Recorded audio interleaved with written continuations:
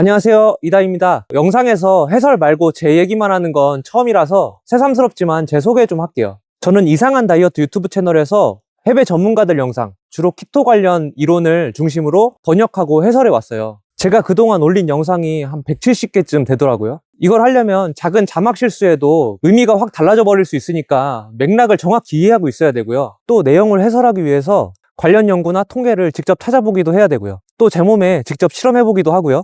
그 과정에서 저도 정말 많은 공부가 되기도 하고, 또 그걸 계속 하다 보니까 제 나름 소화하고 정립한 이론이 생겼어요. 그래서 올해 말부터 누구나 쉽게 실천할 수 있는 키토 식단 가이드북을 쓰고 있는데요. 그 책은 내년 봄쯤 출판하는 걸 목표로 하고 있어요. 근데 책이 나오기 전에 그 핵심 내용을 구독자 여러분하고 공유하고 같이 실천해보면 좋을 것 같아서요. 그러니까 2026년에 키토 다이어트 저랑 같이 한번 해봅시다. 오늘은 제 책에 나올 중요한 내용을 미리 공개할까 하는데요. 제가 항상 느끼는 건 키토 식단의 이론이 현실에서 바로 적용하기가 쉽지 않다는 거예요. 지방 위주의 식단이 생소하기도 하고 또 무섭기도 하고 그 개인의 건강 상태에 따라서 반응도 천차만별이기도 하고요. 저는 항상 점진적인 접근 그리고 유연한 실천을 강조해 왔는데요. 그래서 저녁엔 일반식을 먹고 평소에 고기 질도 크게 가리지 않죠. 키토 인플루언서들이 강조하는 버터나 에사비도 잘 안 먹어요.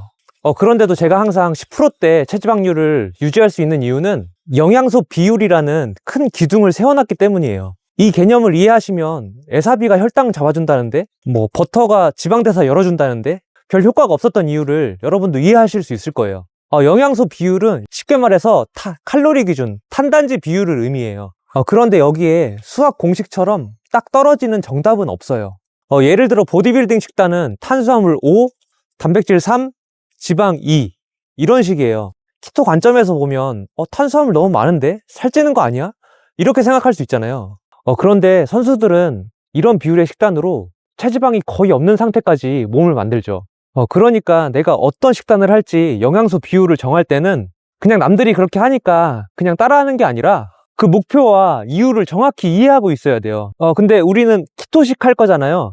일반적으로 알려진 키토식의 비율은 지방 7, 단백질 2, 탄수화물 1이에요. 근데 이건 간질 환자의 발작 치료를 위해 만들어진 치료식의 영양소 비율이에요. 그러니까 감량을 목표로 하는 일반인들이 이 식단을 따라하기엔 좀 가혹할 수 있죠. 그러니까 저는 현실적인 영양소 비율, 지방 5, 단백질 3, 탄수화물 2, 이 정도가 적당하다고 봐요. 이 영양소 비율의 의도를 해석하자면 당연히 지방을 주 에너지원으로 사용하는 거고, 근육과 대사 그리고 포만감을 위해서 단백질을 충분히 섭취하는 거고, 탄수화물은 식단의 지속성 그리고 유연성을 위해서 2로 잡는 거예요. 저는 이렇게 큰 방향을 잡고 있기 때문에 그 영양소 비율 안에서 유연하게 조절하면서 편하게 하고 있는 거예요. 가령 지방 대사를 깨운다고 버터를 먹어요? 근데 내 식단에 영양소 비율이 깨져 있으면, 가령 탄수화물 5 이렇게 먹고 있으면 그때 먹은 버터는 그냥 그대로 살로 가는 거예요. 요즘 유행하고 있는 다른 것도 한번 생각해 볼까요? 혈당 때문에 식사 순서를 바꾸거나 식전에 올리브 오일 그리고 식후에 에사비 이런 거 많이들 하시잖아요. 그게 아무 소용 없다는 건 아니에요. 그런데 식단의 비율 조정 없이 이런 아이템만 추가하는 건 다 무너져가는 집에 페인트 칠하는 거나 마찬가지예요. 언제 무너질지 모르는 집에 인테리어를 뭐하러 해요. 계속해서 이 관점으로 탄수화물을 한번 볼게요. 키토 하면 탄수화물 굉장히 많이 신경 쓰이잖아요. 근데 저는 저녁 때 밥 조금이랑 해서 일반식 먹는 경우가 많아요. 과일도 종종 먹고요. 근데 점심은 탄수화물이 거의 없는 키토식을 하고, 이때 하루 식사량의 60% 이상을 채워요. 그러니까 점심을 제일 많이 먹는 거죠. 그럼 저녁에 밥 한 공기를 다 먹어도 전체 영양소 비율에 탄수화물이 이하를 넘지 않아요. 이해되시나요? 그러니까 하루에 한 끼만 제대로 키토식을 먹으면 이 비율을 대강 맞출 수 있어요. 그래서 전 이 방법을 한 끼 키토라고 불러요. 물론 감량이라는 한 가지 측면만 봤을 때는 이 방식이 가장 이상적인 건 아니에요.